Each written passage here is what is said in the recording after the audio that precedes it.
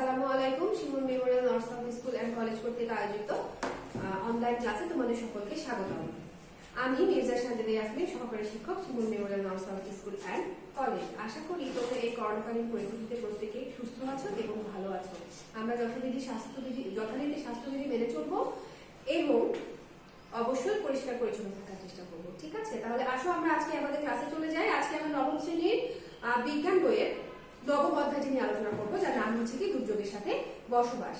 আসলে আমরা দেখে নিই যে এই অধ্যায়টি থেকে আমরা কি কি শিখন ফলগুলো শিখতে পারবো। প্রথমে দেখো, আমরা জলবায়ু পরিবর্তনের প্রভাব আমরা ব্যাখ্যা করতে পারবো, পরিবেশগত সমস্যা, বৈশ্বিক উষ্ণতা এবং কার্বন দূষণ সম্পর্কে আমরা জানতে পারবো, দুর্যোগ সৃষ্টির কারণ, প্রতিরোধ, মোকাবিলার কৌশল এবং তাৎক্ষণিক করণীয় আমরা বর্ণনা করতে পারবো, খরা, সাইক্লোন, সুনামি, অ্যাসিড বৃষ্টি এবং ভূমিকম্প সম্পর্কে আমরা ব্যাখ্যা করতে পারবো, মানসম্মত ও উন্নত পরিবেশের গুরুত্ব সম্পর্কে আমরা জানতে পারবো। আসো এরপরে আমরা আমাদের আলোচ্য বিষয়গুলো দেখে নেই। আলোচ্য বিষয়ের মধ্যে যে বিষয়গুলো আছে তোমরা খুব দ্রুত খাতা কলম দিয়ে লিখে ফেলবে। প্রথমে দেখো, জলবায়ু পরিবর্তনের প্রভাব। 2 নম্বরে আমরা দেখতে পাচ্ছি পরিবেশগত সমস্যা, বৈশ্বিক সমস্যা এবং কার্বন দূষণ। তৃতীয়ত ক্ষেত্রে আমরা দেখতে পাচ্ছি দুর্যোগ সৃষ্টির কারণ, প্রতিরোধ, মোকাবিলার কৌশল এবং তাৎক্ষণিক করণীয়। 4 নম্বরে আমরা দেখতে পাচ্ছি বন্যা, খরা, সাইক্লোন, সুনামি, অ্যাসিড বৃষ্টি এবং ভূমিকম্প। এবং সবশেষে আমরা যেটা দেখতে পাচ্ছি সেটা হচ্ছে কি মানসম্মত ও উন্নত পরিবেশের গুরুত্ব। এই ক্লাসগুলো আমাদের পূর্বে আলোচনা হয়েছে, যদিও আমরা রিভিশন ক্লাস করছি। আশা করি তোমরা প্রত্যেকে এই টপিকটার সাথে পরিচিত।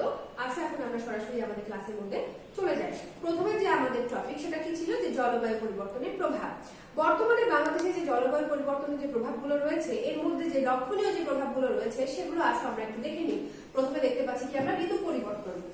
সার্বিকভাবে আমরা দেখতে পাচ্ছি, আমরা জানতাম কি ষড় ঋতু বাংলাদেশ, কিন্তু বর্তমানে কি ষড় ঋতু অবস্থান করছে বাংলাদেশে? না, অবশ্যই না। কারণ দেখা যাচ্ছে শীত যে সময়টায় আসে সেই সময়টা আসছে না, গ্রীষ্ম দীর্ঘ সময় ধরে বিরাজমান, বর্ষাকাল প্রায় নাই বললেই চলে।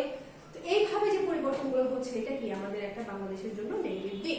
এটা কি বাংলাদেশের জলবায়ু পরিবর্তনের, ঋতু পরিবর্তনের প্রভাব। 2 নম্বরে আমরা দেখতে পাচ্ছি কি বন্যা। বর্তমানে কিন্তু বন্যা অস্বাভাবিক হারে বেড়েছে। বন্যার কি একটা নির্দিষ্ট লিমিট থাকতো, যে এই সময়টা বর্ষাকাল, এই সময়টা বন্যা হবে, কিন্তু এখন দেখা যায় কি যে কোনো সিচুয়েশন বা যে কোনো সময় বা সিজন ছাড়া কিন্তু বন্যা শুরু হয়ে যায়। এবং সেক্ষেত্রে কি হয়, পরবর্তী দেখো আমাদের যে দেখো 3 নম্বরে দেখতে পাচ্ছি কি নদী ভাঙ্গন, যার ফলে কি হচ্ছে আমাদের নদী ভাঙ্গনের সৃষ্টি হচ্ছে, বাড়ি গৃহহীন হচ্ছে। এভাবে কি হচ্ছে আমাদের কিন্তু জলবায়ু পরিবর্তনের নেগেটিভ দিকগুলো আমাদের চলে আসছে আমাদের মাঝে। তার 4 নম্বরে দেখতে পাচ্ছি কি খরা। এই যে বললাম কি শীতকাল কমে গেছে, বর্ষাকাল কমে গেছে, যার কারণে কি হয়েছে খরা বৃদ্ধি প্রাপ্ত হয়েছে। আমরা উত্তরাঞ্চলের মানুষ, রাজশাহী বা উত্তরাঞ্চলের এলাকা সবসময় কিন্তু দেখা যায় কি খরা প্রবণ। তো এই খরার মাত্রাটাও কি বর্তমান সময়ে অনেক বেশি হারে বেড়ে গেছে। 5 নম্বরে আমরা দেখতে পাচ্ছি কি পানির লবণাক্ততা। অর্থাৎ কি হচ্ছে, আমাদের বন্যা হচ্ছে, নদী ভাঙন হচ্ছে, খরা হচ্ছে, এই সবকিছু কিন্তু একটা অপরটার সাথে জড়িত, যার ফলে কি হচ্ছে পানির লবণাক্ততার পরিমাণটা বেড়ে যাচ্ছে। আর লবণাক্ততার পরিমাণ বেশি হয়ে গেলে সেখানে কি হয়, সেখানে কিন্তু যে মাছ বা রেণুগুলো থাকে তারা কিন্তু যথাযথভাবে থাকতে পারে না এবং তারা সেখানে প্রজনন করতে পারে না। তারপরে আমরা দেখতে পাচ্ছি কি সামুদ্রিক প্রবাল ঝুঁকি। প্রবাল টিকে থাকার জন্য কিন্তু একটা নির্দিষ্ট তাপমাত্রা মেনটেন করতে হয়। তো এই যে বর্তমানে যে বৈশ্বিক উষ্ণতা হচ্ছে, যে জলবায়ু পরিবর্তন হচ্ছে, যার কারণে কি হচ্ছে সমুদ্রের তলদেশে পানির যে উষ্ণতা সেটা বৃদ্ধি পাচ্ছে, যার কারণে কি হচ্ছে সামুদ্রিক যে আমাদের প্রবালগুলো রয়েছে সেগুলো কিন্তু ঝুঁকির সম্মুখীন হয়ে গেছে।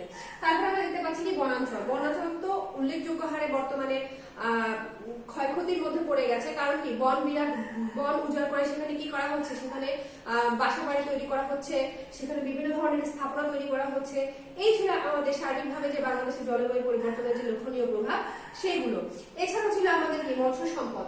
আমাদের যখন বন্যা হবে, নদী ভাঙন হবে, নদীতে আমার লবণাক্ততা বৃদ্ধি পাবে, সার্বিকভাবে কি হবে আমার মৎস্য সম্পদ কিন্তু ক্ষতির সম্মুখীন হবে। আমরা দেখতে পাচ্ছি স্বাস্থ্য ঝুঁকি। সার্বিকভাবে আবহাওয়া বা জলবায়ু পরিবর্তন, পারিপার্শ্বিক দিক বিবেচনা করে কিন্তু আমাদের স্বাস্থ্য ঝুঁকিটা অনেকাংশে নির্ভর করে। বারবার সিজন চেঞ্জ হলে কি হয়, আমাদের কিন্তু অসুস্থতা বিরাজ করে। জীববৈচিত্র্য। আমরা যে পরিবেশটা দেখতে সবসময় দেখে এসছি, সেই পরিবেশটা, সেই জীববৈচিত্র্য যদি হঠাৎ করে চেঞ্জ হয়, সেখানে কি হবে, অনেক বেশি কিন্তু ক্ষতির সম্মুখীন হবে। তারপর আমরা দেখতে পাচ্ছি কি সাইক্লোন। বিভিন্ন ধরনের জলবায়ুজনিত পরিবর্তনের ফলে বৈশ্বিক উষ্ণতা বলি, সেটা বন্যা বলি, সেটা খরা বলি, এই বিভিন্ন কারণ মিলে কিন্তু আমার কি হচ্ছে সাইক্লোন সৃষ্টি হচ্ছে, এবং সেটাও কি আমরা পরবর্তীতে বিশদ আলোচনায় যাব, সেটাও আমাদের জলবায়ু পরিবর্তনের উল্লেখযোগ্য প্রভাব। এখানে আমরা একটা চিত্র দেখতে পাচ্ছি যে জলবায়ু পরিবর্তনের ফলে কি হয়েছে, নদী ভেঙে যাচ্ছে, নদীর পাড় ভেঙে কি হচ্ছে, নদী আমার যে ভূমি সেই ভূমিটাকে গ্রাস করছে। এরপর আমরা দেখবো পরিবেশগত সমস্যা, বৈশ্বিক উষ্ণতা এবং কার্বন দূষণ। বাংলাদেশ সহ কি বলা হয়েছে যে বিশ্বের প্রতিটি স্থানে এখন নানা রকম পরিবেশগত সমস্যায় জর্জরিত। এই সমস্যাগুলোর অন্যতম একটা কারণ হচ্ছে কি জনসংখ্যা। কারণ জনসংখ্যা বৃদ্ধির ফলে কি হচ্ছে, মানুষ তার খাবারের চাহিদার জন্য সে কি করছে, সে বিভিন্ন ধরনের অনৈতিক কর্মকাণ্ড বলি বা অসামাজিক কর্মকাণ্ড বলি, সেই ধরনের কর্মকাণ্ডে লিপ্ত হচ্ছে। সে কি করছে, থাকার জন্য তার বাসস্থান দরকার, সেখানে বনভূমি উজাড় হচ্ছে। তারপরে কি হচ্ছে, পুকুর জলাশয় ভরাট করা হচ্ছে, সেখানে কি করা হচ্ছে, বিল্ডিং করা হচ্ছে। এইগুলো সবকিছু মিলে কিন্তু এর মধ্যে অন্যতম যে সমস্যা সেটা হচ্ছে কি আমার জনসংখ্যা বৃদ্ধি। এটি একদিকে যেমন একটি গুরুত্বপূর্ণ সমস্যা, অন্যের দিকে আমরা যেমন বললাম কি পরিবেশগত আরেকটি মূল সমস্যাও। বর্তমানে যে হারে পৃথিবীতে জনসংখ্যা বাড়ছে, তাতে আগামী 2050 সালের মধ্যে বিশ্বের জনসংখ্যা কত হবে, জনসংখ্যা হবে প্রায় 10 বিলিয়ন।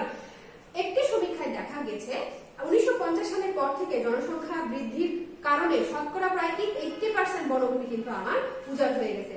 আবার 1991-92 সালে বাংলাদেশে উৎপাদিত যে মোট খাদ্যশস্যের পরিমাণ ছিল প্রায় 19.32 মিলিয়ন মেট্রিক টন, যা 2007-08 সালে এসে দাঁড়ায় 30 মিলিয়ন মেট্রিক টন, এবং 2010 এবং 11 সালে এসে যা দাঁড়িয়েছে আমার প্রায় 40 মিলিয়ন মেট্রিক টন। বৈশ্বিক উষ্ণতা হচ্ছে এই যে আমাদের পৃথিবীটা দিন দিন উষ্ণ হচ্ছে বিভিন্ন গ্যাসের দ্বারা, বিভিন্ন ধরনের দূষক পদার্থের দ্বারা। তার মধ্যে কি রয়েছে, কার্বন ডাই অক্সাইড রয়েছে, ওজোন গ্যাস রয়েছে, মিথেন রয়েছে, সিএফসি রয়েছে, নাইট্রোজেন রয়েছে, বিভিন্ন ধরনের জলীয় বাষ্প যেগুলো কি গ্রিন হাউস গ্যাস নামে পরিচিত, সেগুলোর পরিমাণ বেড়ে যাওয়া হচ্ছে কি আমার বৈশ্বিক উষ্ণতা। এই গ্যাসগুলো কোথা থেকে আসে? এই গ্যাসগুলো মূলত কিন্তু যানবাহন থেকে আসে, আমার শিল্প কারখানা থেকে আসে, আমাদের বাসা বাড়িতে যে আবার বিভিন্ন ধরনের প্রতিষ্ঠানে আমরা যে শীতাতপ নিয়ন্ত্রিত যন্ত্র বা এসি ব্যবহার করছি, সেখান থেকে আমরা যে ফ্রিজ ব্যবহার করছি, সেই ফ্রিজ থেকে কিন্তু এই ধরনের গ্যাসগুলো কিন্তু নির্গত হয়। এছাড়াও কিছু প্রাকৃতিক কারণ রয়েছে, এগুলোর মধ্যে কি কি দেখো, যে আগ্নেয়গিরির আগ্নেয়পাত, দাবানল, গবাদি পশু মলমূত্র, প্রাকৃতিক ভাবে গাছপালার ক্ষয় ইত্যাদিও কিন্তু আমার বৈশ্বিক উষ্ণতার মধ্যে পড়ে। এরপরে আমরা দেখতে পাচ্ছি কি কার্বন দূষণ। বায়ুমণ্ডলে কি কার্বন ডাই অক্সাইডের কিন্তু একটা নির্দিষ্ট পরিমাণ রয়েছে, সেই পরিমাণের চাইতে যখন সেখানে কার্বন ডাই অক্সাইডের পরিমাণটা অনেক বেশি হারে বেড়ে যাবে, সেটাই হচ্ছে কি আমার কার্বন দূষণ।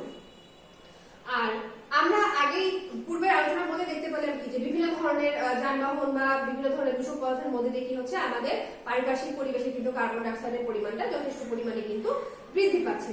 এর ফলশ্রুতিতে যেগুলো হচ্ছে, আমরা দেখতে পাচ্ছি কি বন্যার একটা চিত্র আমরা দেখতে পাচ্ছি। বন্যা হলে কি হয়, মানুষ কিন্তু গৃহহীন হয়ে পড়ে, মানুষের মধ্যে পানিবাহিত বিভিন্ন ধরনের রোগ দেখা যায়, খাদ্য শস্যের অভাব দেখা যায়, খাবারের অভাব দেখা যায়, এবং অনেক ক্ষেত্রে কি হয়, অনেক কিন্তু প্রাণহানিও আমাদের ঘটে থাকে। 2 নম্বরে আমরা দেখতে পাচ্ছি কি খরা। এটা একটা ফসল ফলানো মাঠের চিত্র, যেখানে আমাদের সবসময় ফসল ফলানো হয়। খরার সময় কি হয়েছে, এতটাই পানি শূন্য হয়ে গেছে, মাটির স্তর এতটাই বেশি কমে গেছে যে সেখানে আমরা দেখতে পাচ্ছি কি মাছগুলো পুরোটা ফেটে আমার চৌচির হয়ে গেছে, এবং সেখানে কি পানির স্তর এতটাই কম যে আমার কোনোভাবেই সেখানে কিন্তু গাছপালা জন্মানো সম্ভব না।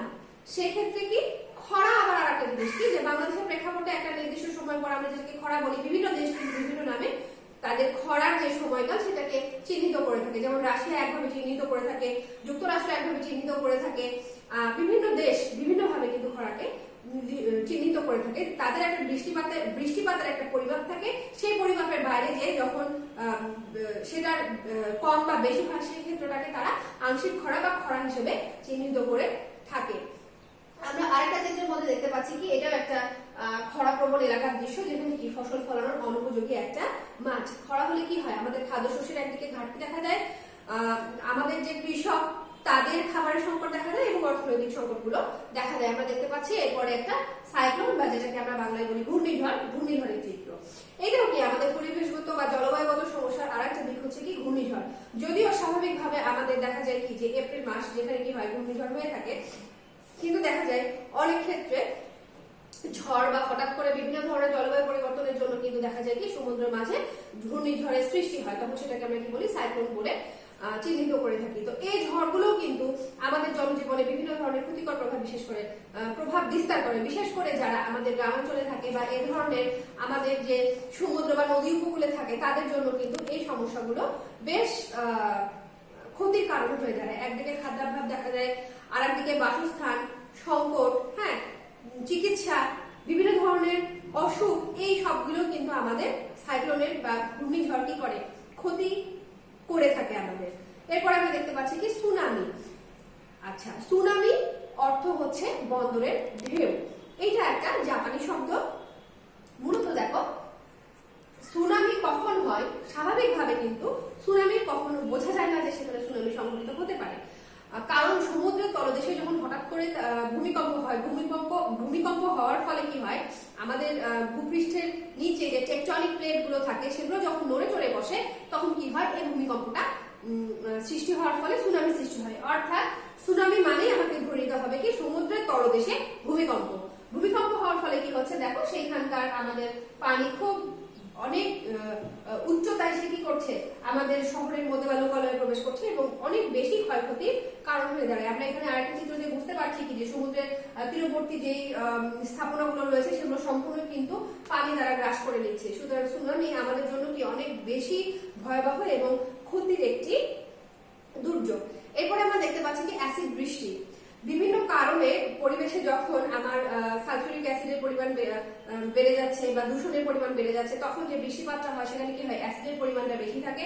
সেই বৃষ্টিটাকে আমরা বলে থাকি সাধারণত অ্যাসিড বৃষ্টি। অ্যাসিড বৃষ্টি সাধারণত কি হয়, আমাদের যে গাছপালাগুলো রয়েছে, কৃষি জমি রয়েছে, সেগুলোর জন্য কিন্তু ক্ষতির কারণ হয়ে দাঁড়ায়। এরপরে আমরা দেখতে পাচ্ছি কি ভূমিকম্প। এই যে আমরা বললাম সুনামির ক্ষেত্রে কি সমুদ্রের তলদেশে ভূমিকম্প, আর এই যে আমরা দেখতে পাচ্ছি ভূমিকম্প, এক্ষেত্রে কি হয়, আমাদের ভূপৃষ্ঠটা তো কি একটা টেকটনিক প্লেটের উপরে অবস্থিত। এই প্লেটগুলো ওই একই ভাবে কি হচ্ছে, যখন একটা আরেকটার উপর নাড়াচাড়া হচ্ছে, নড়ে চড়ে বসছে, তখন সেটাকে কি বলা হচ্ছে, ভূমিকম্প। ভূমিকম্প এমন একটা দুর্যোগ যেটা কখনো কোনো পূর্বাভাস দেওয়া যায় না। ভূমিকম্প হলে সেটাকে শুধুমাত্র নির্ণয় করা যায় যে এর তীব্রতাটা কত।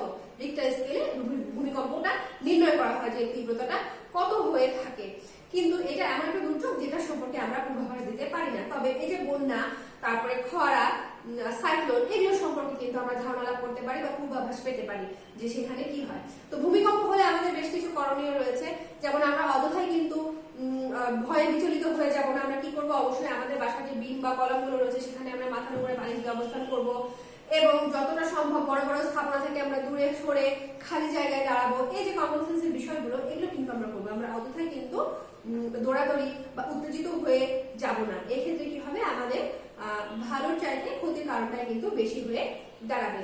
আমরা দেখতে পাচ্ছি ভূমিকম্পের ফলে কি হয়েছে, দুটো বিল্ডিং ভেঙে একাকার হয়ে গেছে এবং মানুষজনগুলো কি রাস্তায় নেমে এসেছে।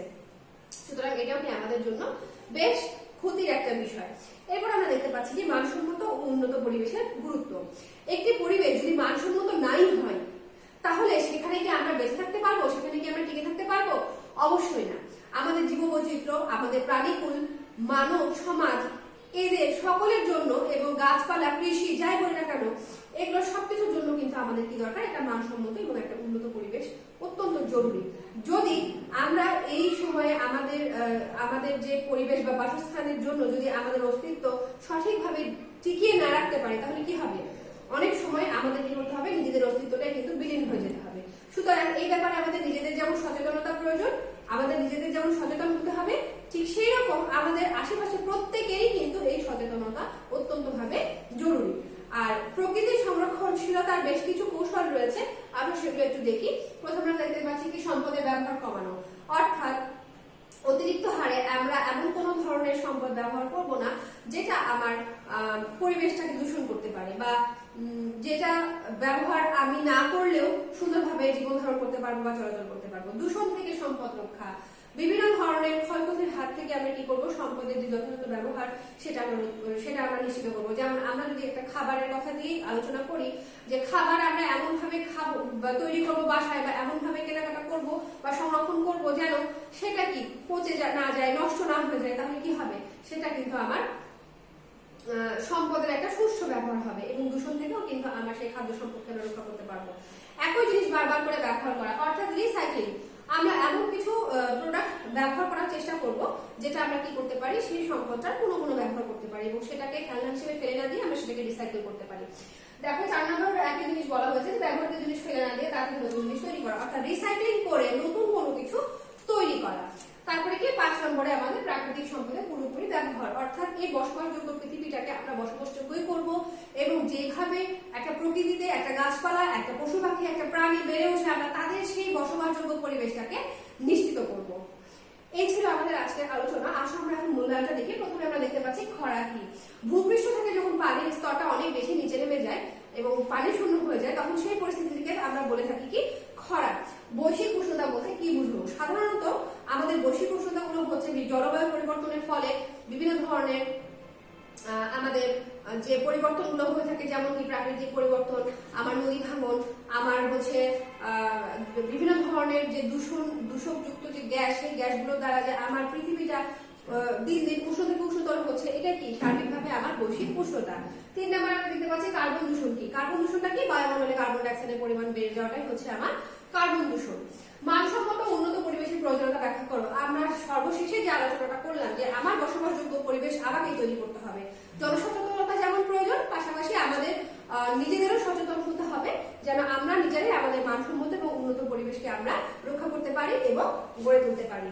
আগামী দিন রিভিশন টপলেস দ্বিতীয় অধ্যায়ের উপরে, যার নাম হচ্ছে কি জীবনের জন্য পানি। তোমরা সকলে বাসায় ভালোভাবে চর্চা করবে। সকলকে অসংখ্য ধন্যবাদ জানিয়ে আমি ক্লাস শেষ করছি।